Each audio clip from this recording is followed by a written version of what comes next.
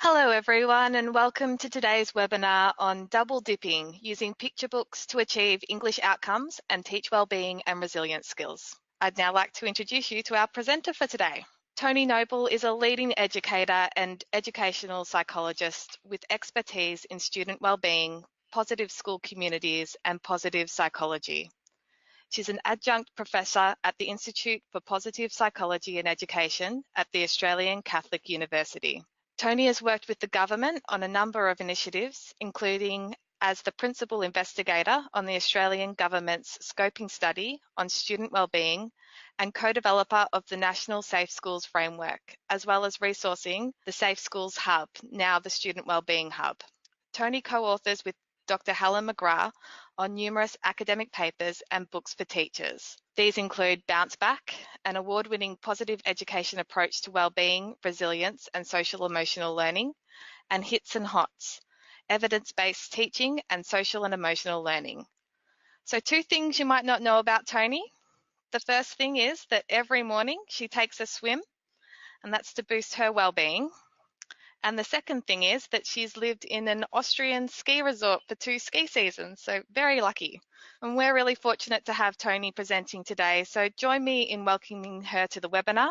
And thanks, Tony, and over to you. Hello, everybody, and thank you so much for joining our webinar. I've been looking forward to this, and I hope that it's a very worthwhile experience for you as well as for me. I'm feeling a wee bit nervous because it's so crazy not being able to see the faces in the room. But let's get started. So what I'm covering today is why double dip and use books to teach wellbeing and resilience, as well as achieve English outcomes. What are the skills needed for wellbeing and resilience, and how can picture books teach these skills and help us to achieve those outcomes in the curriculum? So why is it important to teach the skills of resilience? A useful starting point is to actually look at current research supplied by the World Health Organization. And sadly, depression is the #1 cause of disability in the age group 10 to 14. We also know that suicide is the #2 cause of death in young people between 14 to 29. And close to 800,000 people die due to suicide every year across the world. Unfortunately, these statistics are projected to rise unless we take action. So Helen and I, from the very early days of Bounce Back, have thought, how can we introduce the skills of wellbeing resilience from the first years of schooling? So hopefully we can work towards inoculating kids against mental illness.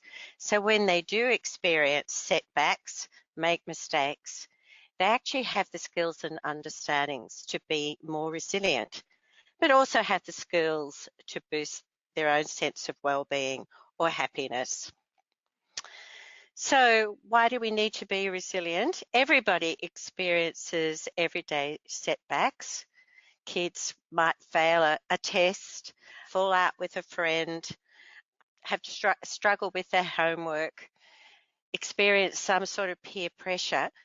That's just normal. But of course, some kids also experience major setbacks. We seem to be a country that's very vulnerable to natural disasters, floods and bushfires in particular. Helen and I were asked by the Victorian Education Department after the big fires back in 2009 if we would work with 7 regions affected by the bushfires, those devastating bushfires, Black Saturday. And I'll talk a little bit about that research later on in the seminar. But some kids, of course, experience chronic or acute illness that makes it much more challenging to be resilient, or have a disability. We have a very close friend with a child with autism, and you see the daily struggle for that child in just being able to communicate and the daily struggle of the challenge of her disability. Many kids may experience loss, whether it be loss of a pet, of course, or a grandparent, but some kids, of course, do lose a parent, a sibling, or a classmate. How can they manage their grief? And we know that children who are bullied in the short term experience a loss of self-esteem, but in the long term, it can be ongoing depression, a lack of trust in relationships. So how do we help kids to be more resilient when they experience everyday setbacks or major setbacks? We're going to show you a little video clip now, which helps to identify the different skills and understandings of resilience. Resilience is the ability to bounce back from setbacks and regain a sense of emotional well-being. Resilience requires a wide range of skills to deal with many different challenges. The more skills we build, the more resilient we become. The skill of helpful thinking. It's a type of thinking based on facts and reality. Helpful thinking helps you to stay calm so that you can more easily deal with problems or difficult situations. Having core values provide a moral map to help you to be more resilient by behaving towards others in ways that build strong relationships. Having clear goals and not giving up easily even when things are challenging. Having a growth mindset, learning from your mistakes and overcoming obstacles can also help you to move forward. Knowing what you're good at can help you to set meaningful goals, and using your strengths to help others creates a sense of purpose. Being optimistic that things will mostly work out okay. Using positive tracking, which means focusing more on the positive aspects of others and situations and thinking more about the things in your life that are going well rather than the things that aren't. Having skills to correctly recognise and manage strong emotions can also help you to bounce back. Having skills to boost positive emotions. Learning and practicing social skills that enable you to connect with others, gain their support, and build strong friendships. Using humour in a positive way can also help you to connect with others and boost your immune system. Having the everyday courage to face your fears and have a go at something that's challenging or nerve-wracking for you can also help you to be more resilient. Bounce Back is a school-based wellbeing and resilience program from kindergarten to grade 6. It's a positive education program that integrates the science of wellbeing with best practice in teaching and learning. It teaches social and emotional learning in a fun way.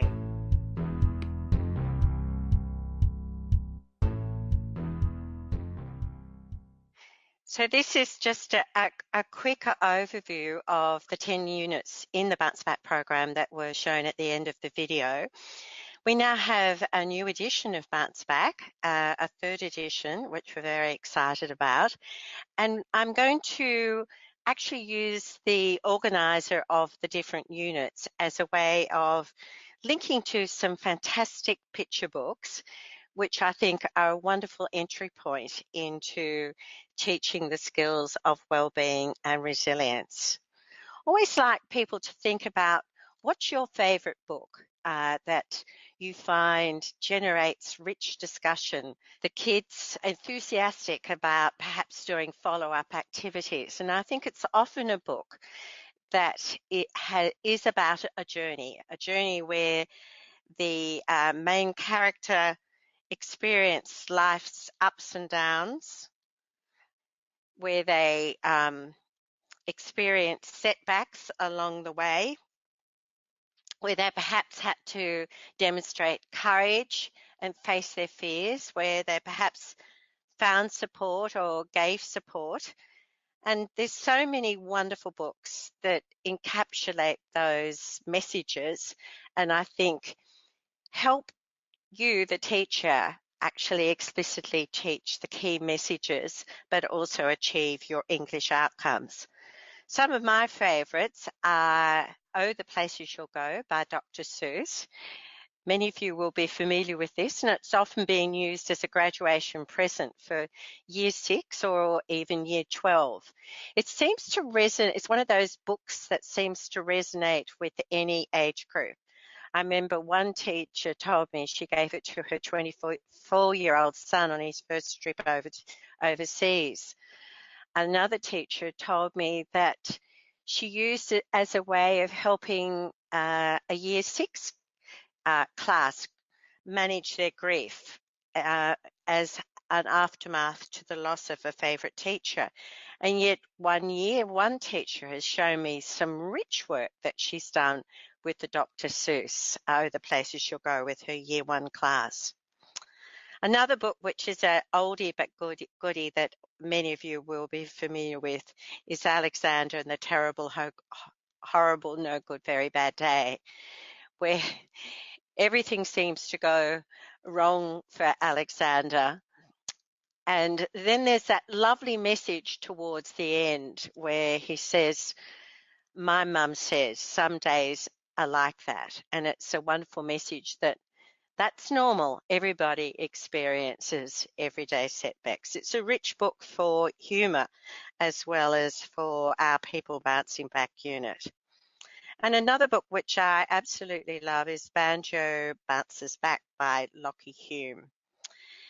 Banjo is a horse, and he's a football star, so it has ingredients of animals and sport in it, and he takes a terrible tumble. He becomes overwhelmed by his injuries and starts eating molasses and playing on his hay station and getting overweight and very unfit and actually depressed. And in fact, he spends time just sleeping and not getting on with life and spending time in bed. And then his friend Bella comes and challenges his thinking. So it's a wonderful book for actually linking in and introducing our Bounce Back acronym. The Bounce Back acronym is an acronym of 10 coping statements, which are psychological principles based on cognitive behavior therapy, on rational emotive therapy, on normalizing, don't personalize when things go wrong. Everybody experiences setback. And the key messages from the protective behaviors agenda: nothing is so awful that you can't talk to people that you trust.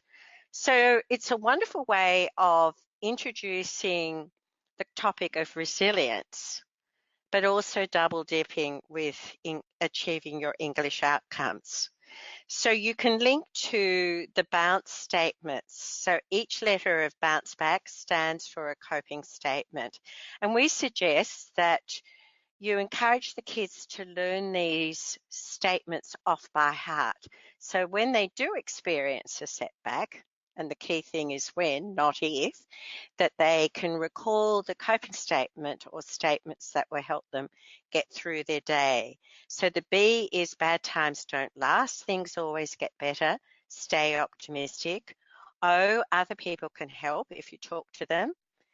Get a reality check, check your facts. Are you the only kid that experienced a fall, experienced an injury, didn't feel well, couldn't do the homework, didn't get into the team? Unhelpful thinking makes you feel more upset. Think again. Nobody's perfect, not you and not others. And what we're seeing today is actually a significant increase in perfectionism. Some of you may have heard me speak at the Positive Schools conference just on this one statement: nobody's perfect. Everybody experiences failings, faults, and stuff-ups. And what we know is there is a significant increase in perfectionism over the last 30 years. particularly for those kids who think others expect them to be perfect, like their teachers, like their parents. The C is concentrate on the positives no matter how small and use laughter. And the E is the key message of resilience. Everybody experiences sadness, hurt, failure, rejection, and setbacks sometimes, not just you. That's normal. Try not to personalize and feel that you're jinxed. It only happens to you. So Banjo Bounces Back is a wonderful book that can, again, I think work from kindergarten on for any age group. And the kids can easily link each of those coping statements to the things that happened to Banjo. How did he bounce back? What other people helped him?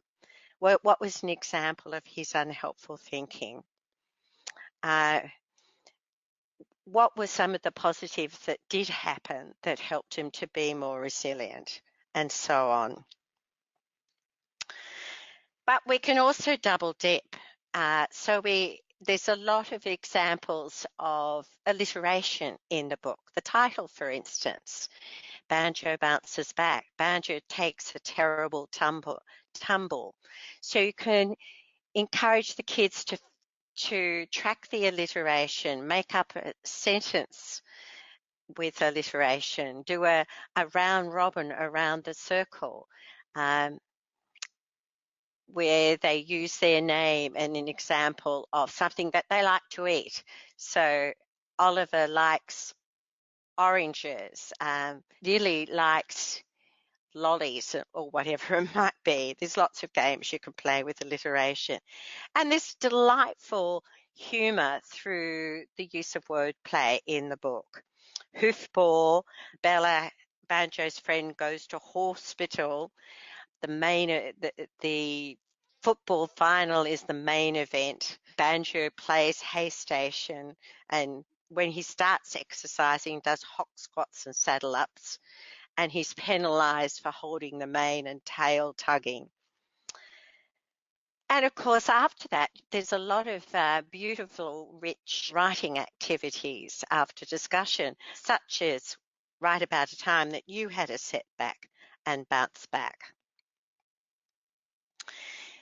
We've linked the New South Wales, Victorian and Australian curriculum charts to each of the 10 units with the English curriculum that will help you to see how you can achieve those English outcomes through the use of the literature in the bounce back units.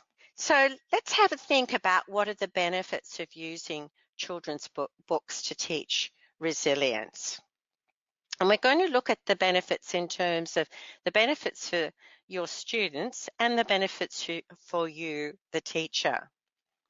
So benefits for students, using a book helps you to discuss the issue of anxiety or bouncing back or managing strong emotions like anxiety by linking to the experiences of the book character, but without allowing the kids to talk about these issues without actually personally owning the problem. So it, in a way, provides psychological safety for the children about talking about some very important life issues but doing it through the discussion of a book. It also helps them to normalize the fact that everybody struggles. Everybody at times feels anxious. Everybody at times needs courage because they feel nervous or fearful about something new. It also, I think, through the discussion, allows a scaffold for the students to understand and verbalize their own feelings, thoughts, and behaviour. And I think through that rich discussion helps to increase their empathy, not only for the characters in the book, but for people in similar real situations. And through all that rich discussion, I think it helps them to reflect on how they may have overcome and managed their anxiety, how they may have bounced back. So it's encouraging a deeper self-knowledge and self-awareness. It also, through the discussion of the book, prompts problem solving and decision making. What did the character do to solve the problem that they were faced? What decisions did they make that helped them to resolve that problem? What might you do in a similar situation, or what might kids your age do? And it provides rich metaphors for life experiences like banjo bounces back, looking on the bright side. I think having had such a rich discussion and helping kids to link what's happened in the book to their own life experiences also provides opportunities for very purposeful follow-up activities that in itself can encourage transfer of learning from a discussion of the book to what might I do in a similar situation in the playground, out of school. What about the benefits for you, the teacher? I think through children's literature, it provides very, very rich, safe and comfortable ways to discuss important issues, such as values, such as courage, resilience and emotions, and issues like bullying. As we've said, it prompts meaningful discussion and critical thinking. And it allows you, I think, to often choose a book that is highly relevant for maybe one or two children in your class, but you don't necessarily have to pinpoint those children. So you might have a highly anxious child and you might choose to use the huge bag of worries to help them to think about and hear from others how they also experience anxiety, but also how they manage their anxiety. So it provides psychological safety through the use of children's literature, and also, of course, explicit opportunities to explicitly teach the social and emotional skills for dealing with friendship problems, dealing with anxiety, dealing with setbacks. So the book topics encourage real-life follow-ups where children can apply their learning to their own life. And I think that makes those rich discussions even more motivating and engaging because of its relevance to their real life. And it helps my experience in teaching Bounce Back since it was first published in 2003 is that it's helps you, the teacher, feel that you have more skills in small C counselling of kids. You're not trained as a counsellor, but through the use of the children's books, it, I think, increases people's competence in and feelings of competence in being able to counsel children. We certainly saw that in the bushfire recovery project, where we had 46 schools implementing Bounce Back. And one of the key outcomes was teachers saying that the use of children's literature helped them to help the children be more resilient, as well as help themselves be more resilient. And using children's literature in this way, of course, provides space in a very crowded curriculum to explicitly teach social emotional skills as well as to achieve your English outcomes. As well, of course, as linked to other curriculum areas. So you might be, for instance, looking at explorers. So in what ways did the explorers need to demonstrate resilience? What kind of setbacks did they experience? What hardships? How did they overcome those hardships? How did they support each other? And so on. So let's have a look at some of the books that we have in the program. And we have over 400, so this is a very, very small sample. And what we like to do is constantly upgrade as new books are published. One of my favourites at the moment is Kindness is Cooler, Mrs. Ruler. I think one of the reasons I like it is I was actually Miss Rule, the school teacher, before I got married and became Mrs. Noble. So Kindness is Cooler, Mrs. Ruler, I always feel is I could have been Mrs. Ruler or Miss Rule. And Mrs. Ruler challenges her children to perform 100 acts of kindness to family members, to classmates, to the school community, to people in their local community. And the whole class catches on. It's a delightful book for that purpose. How to Heal a Broken Wing. We include a lot of Bob Graham's books because he's a wonderful author in terms of communicating a lot of the bounce back messages, but writing a book in a way that is outstanding children's literature.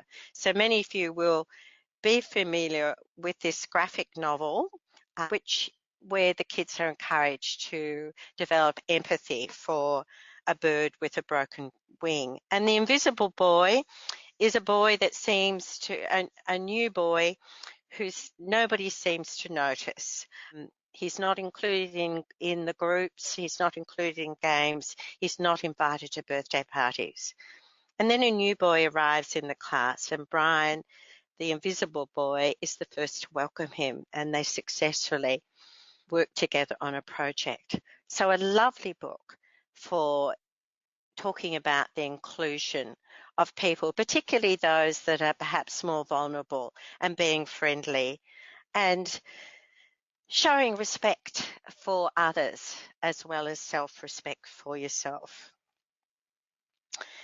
Other books that link to some of the bounce back messages, and this is optimistic thinking and developing a sense of hope that things will get better even when things aren't good.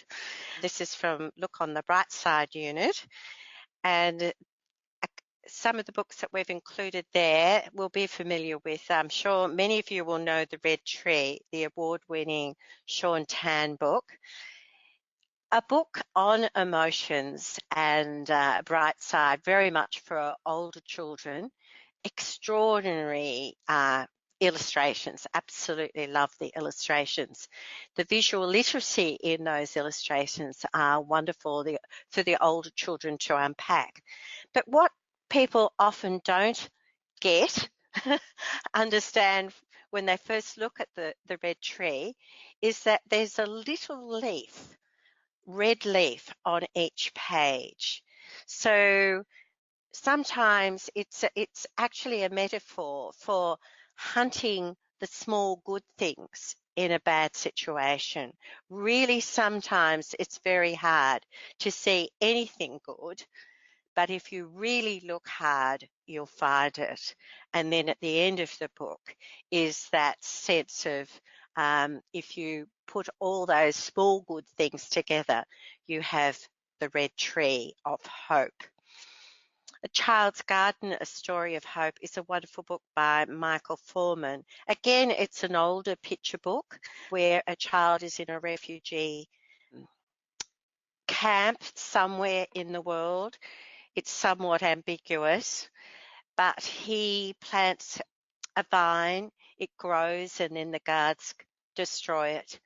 And then he plants it again, and somebody outside the fence waters it, and together it grows, and they connect with that person in the outside world. And Zeba Came on a Boat and Home and Away are both about the plight of refugees. And of course, wonderful, rich discussion on linking to the curriculum and the plight of refugees through the entry point of children's books.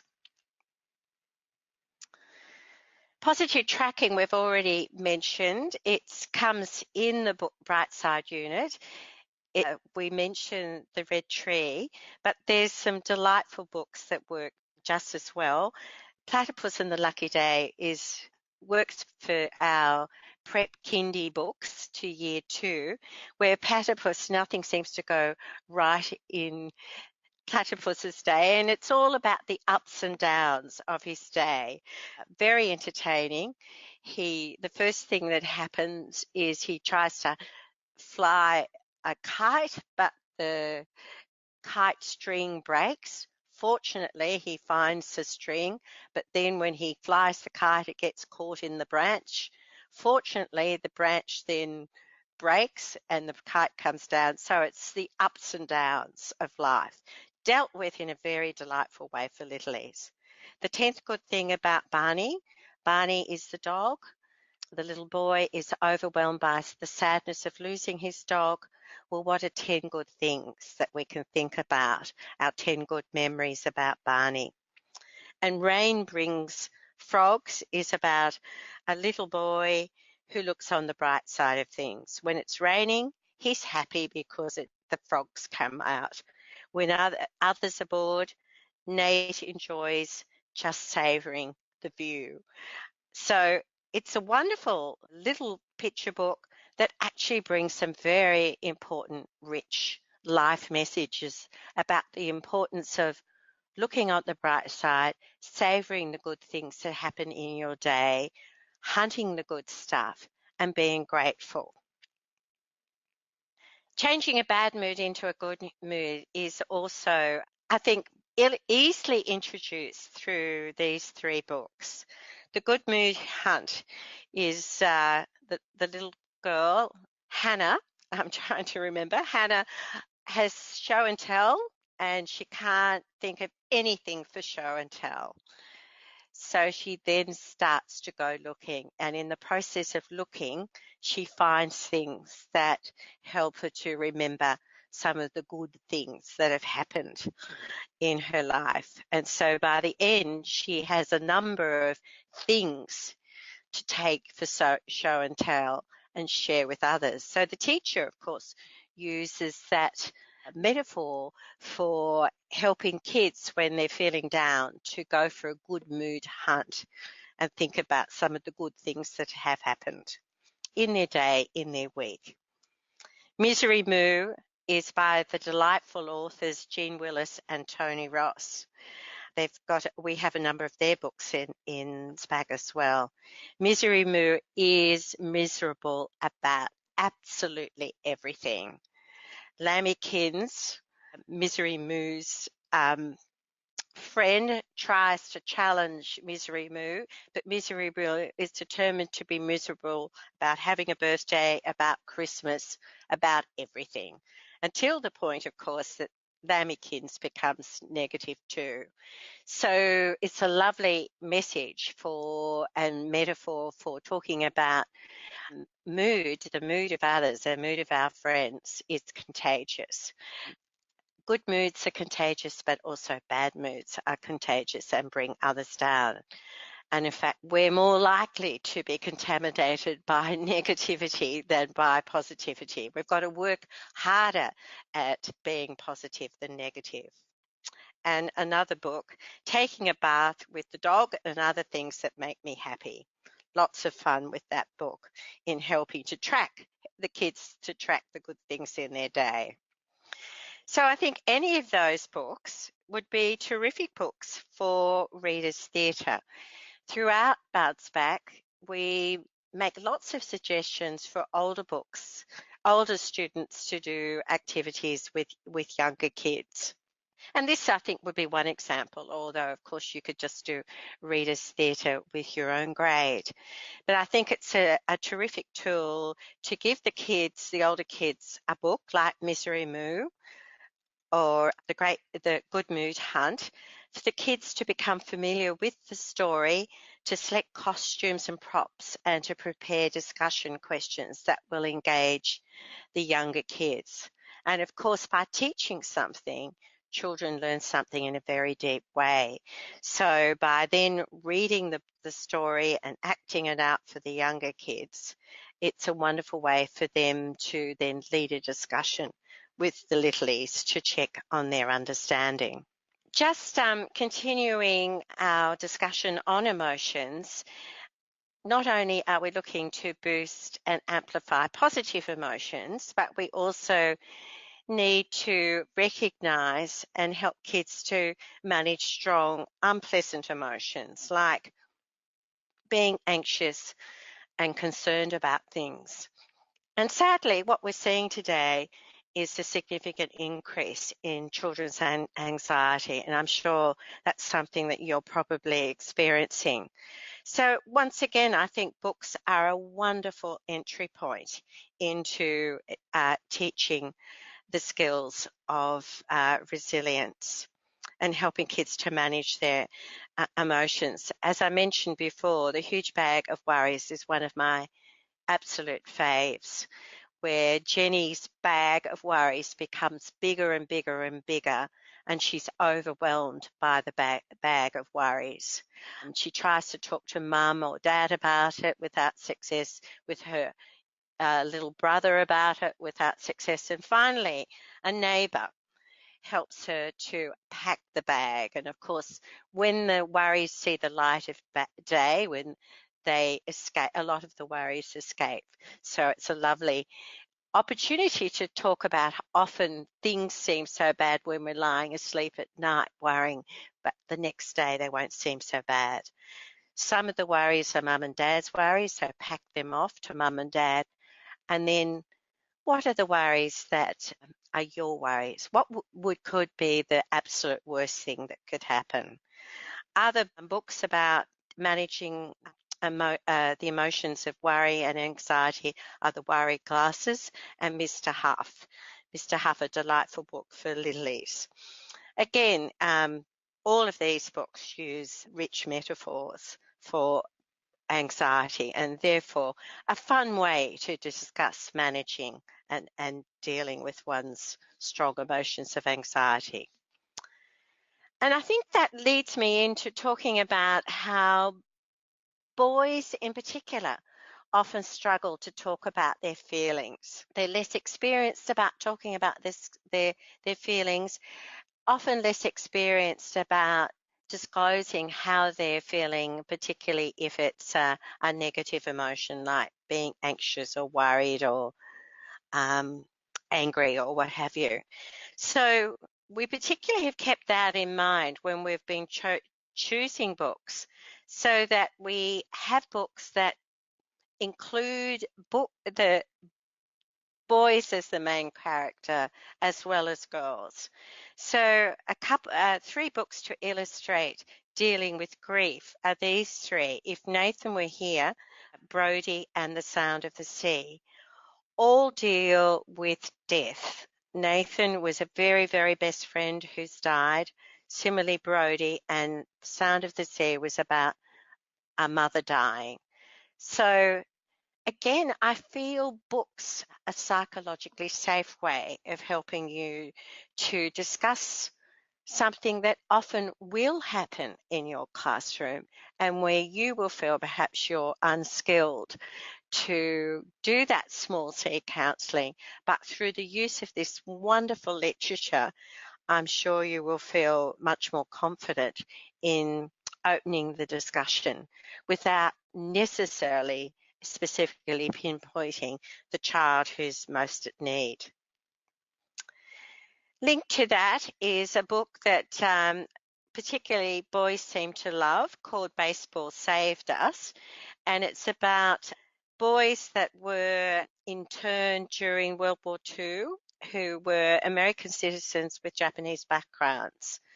And the boys use baseball to help them to gain support from each other, but also do something, have a physical outlet for their really very difficult predicament that they were in. And that's a lovely way, I think, of then linking to what's something safe that you can do to engage in that makes you feel better. So if you're a painter, a kid who loves drawing, it might be drawing. For a kid who loves sport, it might be going out and kicking a football. For a kid who loves to dance, it might be dance, and so on. So this also links to courage, facing your fears and personal challenges. The key message in the courage unit is that everybody experiences fear at times. They're anxious about maybe giving a class talk, about standing up in front of assembly and talking, about even ringing somebody up, a new friend, and inviting them over to play. If there's no fear, then there's no courage required. But we all need courage at times, and courage is relative. What somebody finds really hard, others might find easy, and vice versa. So some of the books that are rich books for discussing courage, a very simple one for littlies is Brave Bear, where Brave Bear finds a little bird who's fallen out of his nest from a very tall tree, and he actually shows a lot of courage to climb right up to the top of the tree and return the bear to the nest. And he recognizes how hard that is. Singing Away the Dark is a child probably in middle primary, upper primary even, who lives, I would say, in somewhere like Canada where it doesn't get light until about 9:30 in the morning, so they have to go to school in the dark. So it's singing away their fear of walking to the school bus. And the story of Ruby Bridges, I'm sure everybody's familiar with. So there's some very rich texts on courage, which I think help children to really empathize with those that are challenged, help them to think about, have I ever felt these sorts of emotions, and how would I manage in a similar situation? And then we go to the relationships unit, making and keeping friends. Fox and Fine Feathers is a beautiful picture book that I think works very much with middle and upper primary about unpacking the complexity of friendship. Willie and Hugh by the delightful Anthony Brown with his wonderful visual literacy. We have a number of Anthony Brown books, but what it means to be a good friend. The 200-hunted numbat. The numbat is confused about what kind of heart a good friend has. A soft heart of feather, or at times you need to be tough, to be kind, heart of stone. Beautifully illustrated book using Aboriginal dot painting style. And again, a kind of abstract picture book that is a terrific book for discussing the moral dilemmas of being a good friend at times. And is that what friends do? Is a very explicit little book for teaching what a good friend does to littlies. Linked to the relationships unit is helping kids to understand the positive friendship cycle in managing disagreements. So you disagree with your friend, you talk about, I'm having trouble seeing the actual disagreement cycle. You talk about what's happening, and then don't just go away in a huff or get angry. Together you try and sort out a solution, and then both agree to move on without holding a grudge. And through those friendships cycle steps, you now both feel closer and safer. So all of these books that I've listed here, 2 weeks in grade 6, The Kind of Friends We Used to Be, Our Friendship Rules Minus Or, are all a way of linking back to how to manage disagreements and the key messages of the positive friendship cycle. So it illustrates how we try to make the teaching of these social skills very explicit. We have lots of do's and don'ts charts, how to negotiate, how to be a good friend, how to resolve conflict. And then they can apply those skills in deconstructing what's going on in the books. And of course, preventing and managing bullying is an ongoing issue. I still get people writing to say parents are confused about what bullying is and what bullying isn't. And I think that's a really important starting point, because the important definition is that bullying is ongoing, it's intentional, there's often a power imbalance, and it can be verbal or non-verbal. It can be online or offline. And of course, for kids, it often merges. But the sad thing about online bullying is that it's 24/7. It follows them everywhere. So all of these books are terrific books for raising a lot of the everyday issues about bullying. Just kidding. Well, is the kid who's being bullied, do they think it's funny? Are they laughing when you put them down, when you exclude them, when you send nasty email messages? So all of these books are terrific for helping to unpack the issues about bullying and helping kids to understand and develop compassion for those that are being bullied, because of course the kids who are being bullied are often the most vulnerable and perhaps least skilled in being able to manage the bullying situation. A key message we give to kids is nobody should be bullied. It's not fair, it's not just. And no matter what somebody has done, it's certainly, bullying is not a way to cope with setbacks. So we're building the empathy for the child who's being bullied, as well as helping kids who are more vulnerable to learn the skills of being more assertive and deal with bullying incidents. And this is a fun book, DigiDuck's Big Decision. Should he forward onto others the embarrassing photo of perfect pig that has been emailed to him? So it just helped to illustrate how a book that's raised in an issue that's raised in a book can be a wonderful starting point for talking to the kids about what you would do and the values that are linked to that moral dilemma. And of course, a lot of the books that I've already mentioned actually are wonderful books that introduce the key messages through humour.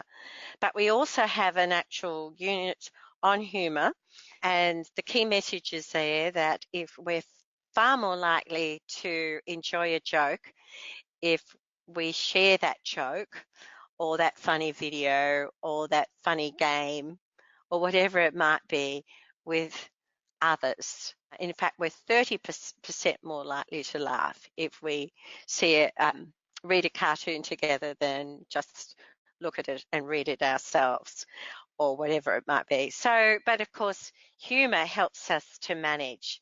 If we can see the funny side in a difficult situation, I think often it helps to keep things in perspective and to help kids not to catastrophize.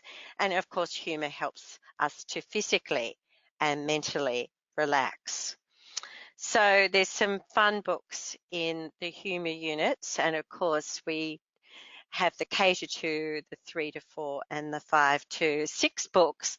So the books that we recommend are age appropriate, because clearly what your 6-year-olds are going to laugh at is going to be very, very different to what the 11, 12-year-olds are going to laugh at.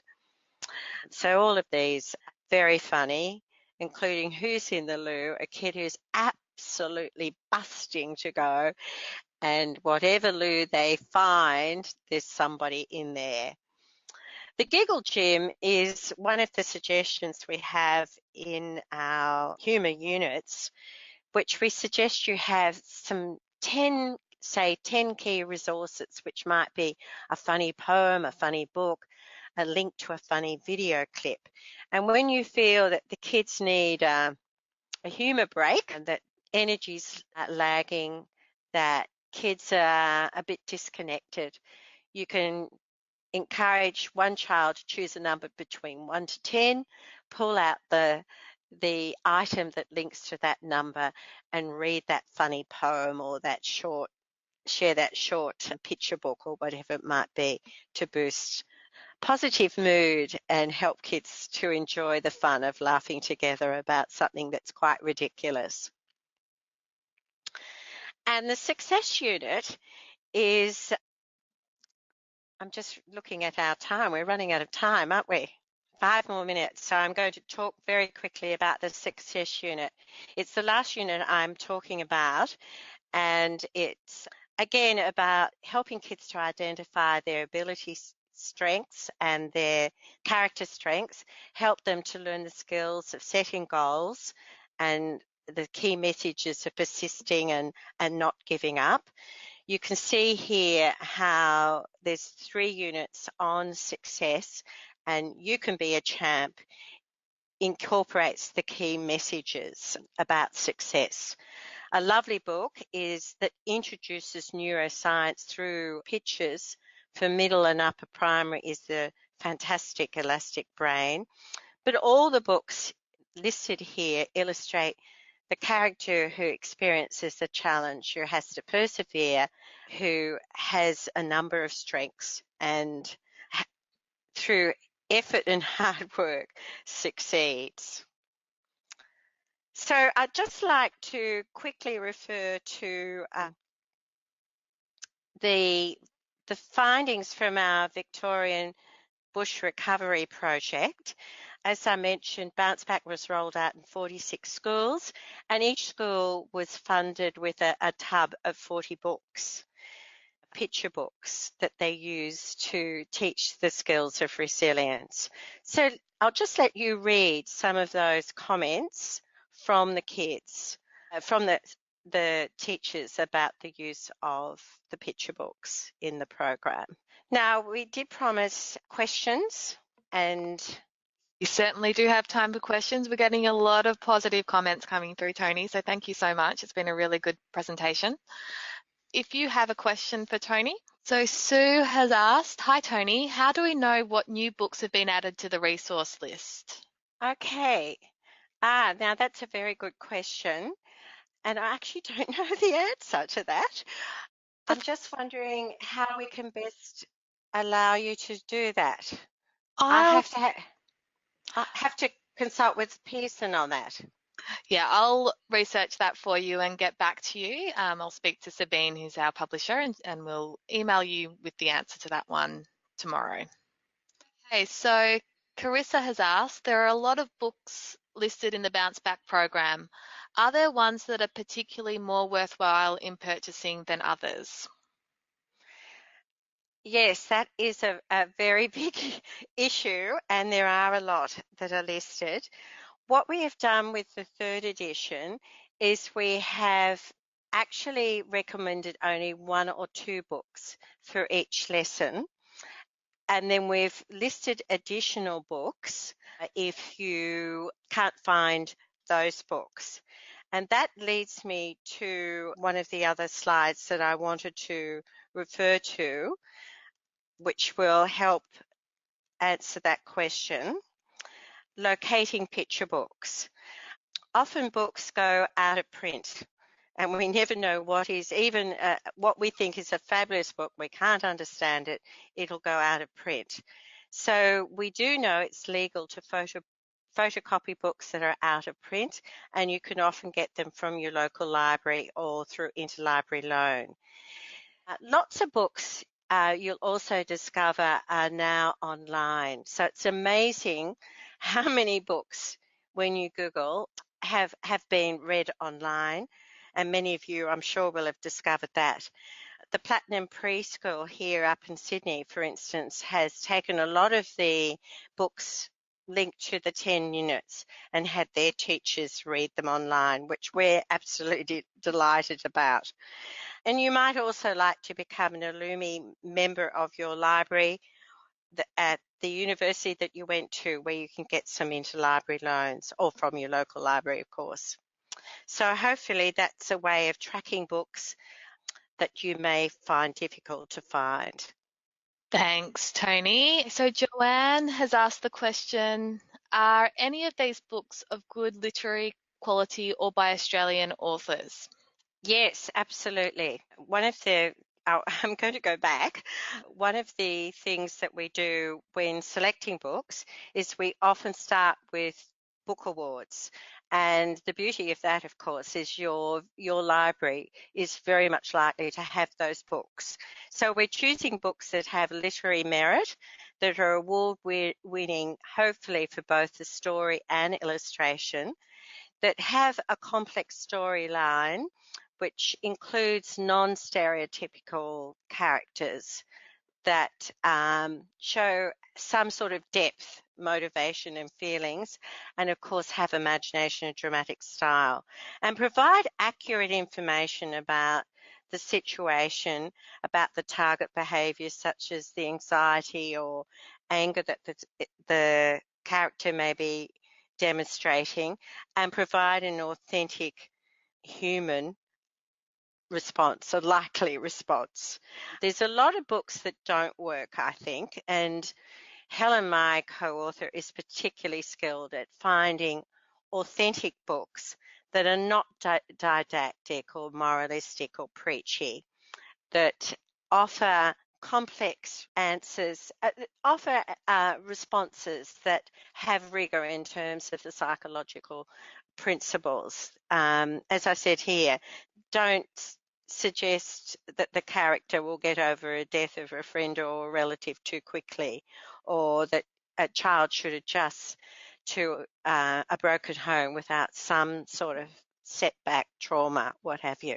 So in other words, offering realistic expectations, not false sense of optimism.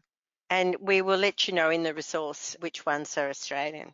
So we've got a question from Rebecca here that says, and this will be our last question, we're just running over time. I'm also an ECT, and my question is, would the K-2 book also be appropriate for preschool children?